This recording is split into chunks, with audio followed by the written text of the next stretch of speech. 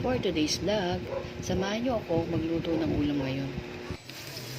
Maglagay ng bawang at sibuyas sa kawali na may langis. Igisa-gisa lang natin to at pag umaroma na at naamoy mo ng mabango, ilagay na ang baboy. Pork adobo ang aking lulutuin dito na may nilagang itlog. Halo-haloin lang natin. Tapos maglagay na ng paminta. More paminta, mas masarap. Batong dahon ng laurel. Tapos maglagay ng toyo. Tansya-tansya lang natin. Then, tubig. Tapos i-simmer natin siya mga 30 minutes hanggang sa lumambot ang karne. Pag malambot na ang karne, halo-haloin muna natin. Pampasarap, pampaumami. Ilagay na natin ang pampaumami. Pwede namang i-skip kung ayaw maglagay niyan.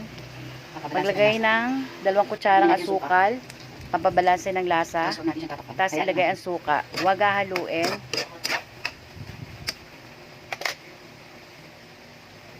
Lagyan ng bell pepper.